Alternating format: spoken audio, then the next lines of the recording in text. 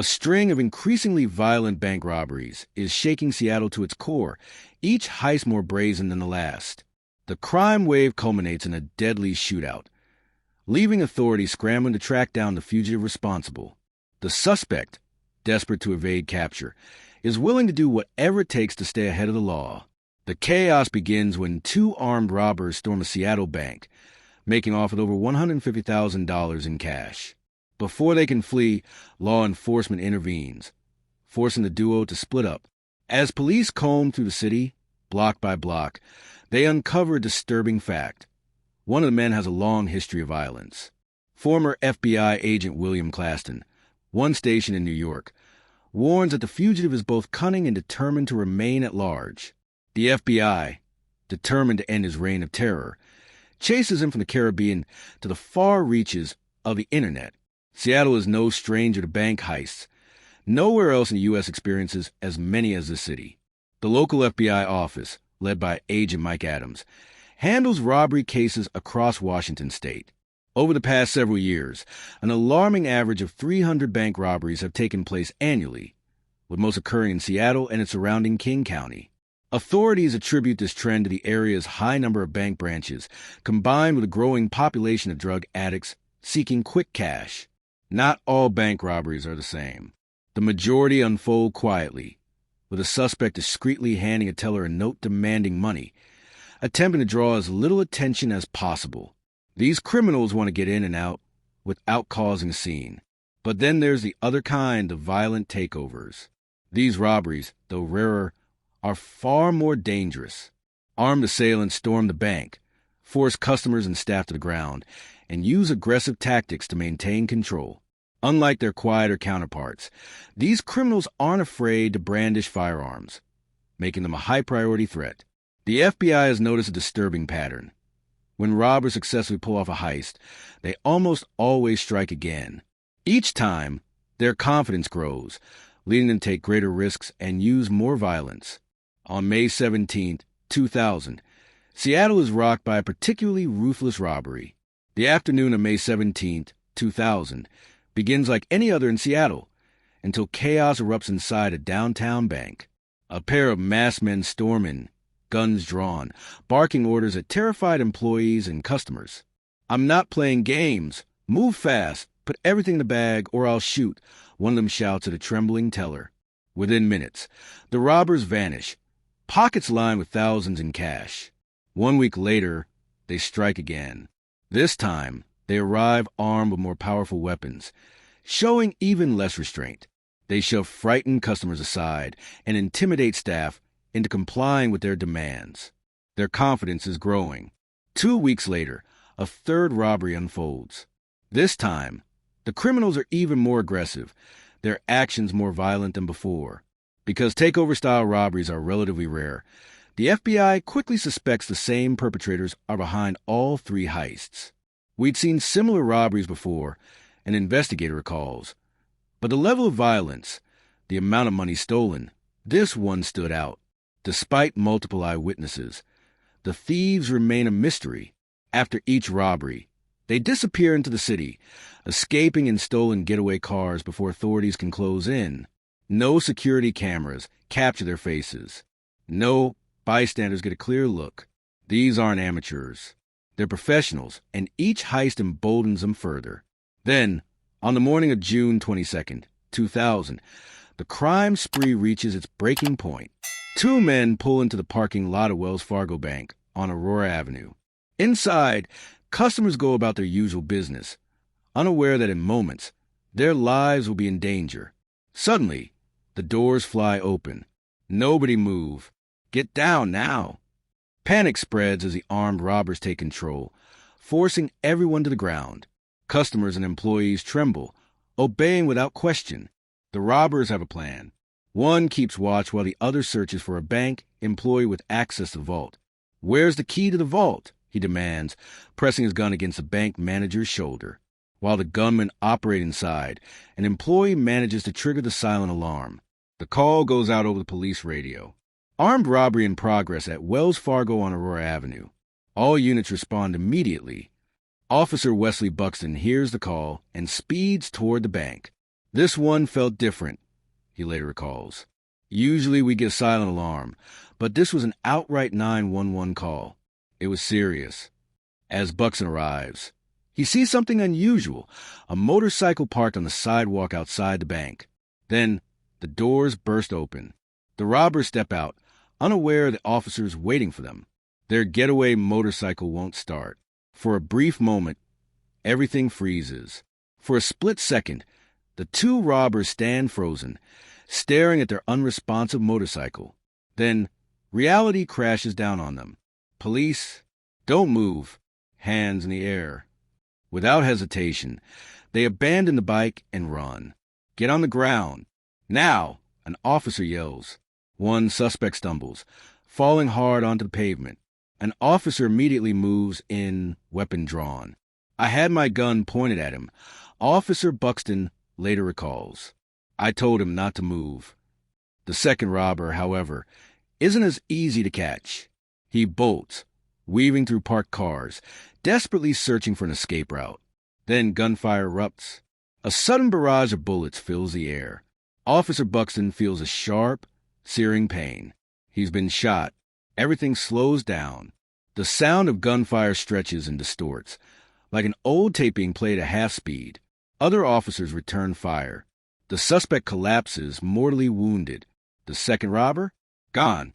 Officer down. I need backup. The radio call goes out, and the entire department springs into action. Paramedics rush to stabilize Buxton, while detectives arrive at the chaotic scene. One suspect is dead. The other has disappeared into the city. FBI agent Mike Adams is among the first federal agents on the scene. As he approaches the crime scene, a single thought runs through his mind. This wasn't just another robbery. This was an execution gone wrong. The surviving gunman isn't just a bank robber. He's a desperate man, now on the run, willing to do anything to avoid capture. The manhunt begins. With one suspect dead and the other still at large, Seattle law enforcement launches one of the largest manhunts in city history. The fugitive is armed, dangerous, and unpredictable.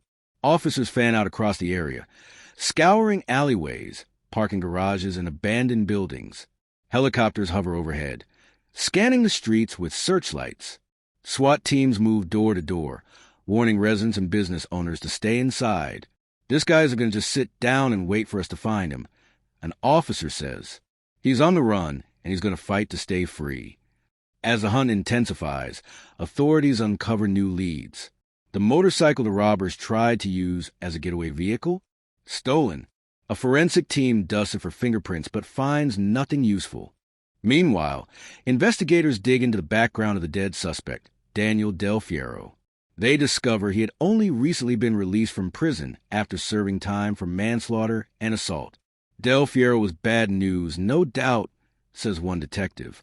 But our real problem was the guy who got away. Hours after the robbery, a breakthrough comes in the form of blood. Detectives receive a tip from a local property manager who discovered fresh blood stains outside an apartment complex near the crime scene. I went upstairs to my unit and saw blood in the hallway, she tells police. Investigators connect the dots. The fugitive must have been injured during the shootout and could be hiding nearby. This was our best lead yet, recalls an FBI agent. We needed to move fast. A SWAT team is deployed to the apartment complex. Tactical officers clear the building, unit by unit, weapons drawn, prepared for a confrontation. But the suspect? Gone. All that remains is the blood trail. The fugitive is still out there, with their prime suspect slipping through their fingers. Investigators double down on their search. They now know two things for certain. 1. The fugitive is injured. The blood trail proves it. 2. He's still somewhere in the city, but for how long? A few hours later, another call comes in. A man tells police someone tried to steal his car. I was pulling out a parking lot, the caller explains, when this guy, he looked messed up, like he'd been in a fight, started banging on my hood, yelling for help. At first, the driver thought it was just a random desperate person. But then the stranger suddenly reached for the car keys, trying to yank them from the ignition. He was fast, aggressive. I barely managed to shove him away and speed off. The victim gives a detailed description, and it matches the fugitive exactly. The hunt shifts north. Now, law enforcement is one step behind the fugitive, following every sighting, every lead. Then, another breakthrough. A frantic 911 call comes in from a couple in a residential neighborhood just miles from the crime scene. He was in our house. He held us hostage. The couple tells officers they were at home that afternoon when the suspect forced his way inside. The wife was the first to see him, standing in the driveway, inside their truck. "Get out of my car," she shouted. At first, he tried to play innocent. "Listen, I need help," he told her. "I got into a fight. I just need a ride." But as helicopters roared overhead, his demeanor changed. He looked up at the sky and suddenly realized the police were searching for him. That's when he pulled a knife. "You're going to let me in that house." The woman fought back, but he was stronger. He dragged her inside, ordering her to stay quiet. Then her husband came home. "Honey, what's going on?" Before he could react, the intruder attacked, knocking him to the ground. "Move, and I'll kill you," he growled. Fearing for their lives, the couple stayed still, obeying his every command. For the next 2.5 hours, the fugitive hid inside their house, watching the news reports about himself. He just sat there, drinking a beer from our fridge, watching the man unfold, the husband later said. Then a knock at the window. In an instant, the fugitive bolted out the back door. By the time police arrived, he was gone. Authorities now face an undeniable truth. Someone was helping him. With the fugitive still on the run and a growing list of crimes behind him, including armed robbery, attempted murder of a police officer, and now taking hostages, authorities knew they were dealing with a man willing to do anything to stay free. But now they had a new lead. During the hostage situation, the suspect had made a phone call. Investigators traced the number and discovered it belonged to Aristotle Marr, a local businessman with a secret criminal life. Marr wasn't just a small-time thief. He was a mastermind behind a larger network of organized crime. He owned a towing company, which police now suspected was being used to move stolen goods and launder money. More importantly, evidence connected him to Daniel Del Fiero, the robber killed in the bank shootout. At this point, Marr became the prime suspect. Investigators searched his home and found an arsenal of weapons, stolen goods, and fake IDs. Among the discoveries, plane tickets to Jamaica. This guy wasn't planning to stick around, an officer remarked. He had a way out. Police had no choice but to widen the search. Marr could already be planning his escape. Unlike most fugitives, Marr wasn't struggling to survive. He had money, connections, and a backup plan. Detectives uncovered evidence suggesting that he was behind multiple scams, including a massive theft ring shipping stolen goods to Jamaica. If we didn't catch him fast, he was gone, an FBI agent admitted. Then came the breakthrough they needed. A trusted informant told authorities that Marr had already fled the country under a false identity. It was worst-case scenario. The fugitive was now beyond U.S. jurisdiction. The FBI and U.S. Marshals worked with Jamaican authorities to track Marr down. Despite his connections, his resources started to dwindle, and an informant began reporting his movements. For 7 months, investigators kept the pressure on. Eventually, with nowhere left to hide, Marr surrendered himself at a Seattle courthouse, accompanied by his lawyer. The officers who spent nearly a year hunting him were stunned. He just walked in, acting like he had all the power in the world, one detective recalled. Despite his confidence, the evidence against him was overwhelming. His DNA matched the blood at the crime scene. Multiple witnesses identified him. The stolen motorcycle and his phone records tied him directly to the crime. Faced with an airtight case, Marr pleaded guilty to all charges. He was sentenced to 23 years in prison, with no chance of early release. For Officer Wesley Buxton, the officer who'd been shot during the robbery, the sentencing brought some closure. "I would have liked to see him get even more time," he admitted. "But at least he's locked away. He won't be able to hurt anyone else." Seattle's bank robbery epidemic wasn't over, but the city had taken down one of its most dangerous criminals. In the end, it wasn't just police work that caught Aristotle Marr. It was his own arrogance. He thought he was untouchable, an investigator said. Turns out, he was just another criminal who ran out of places to hide.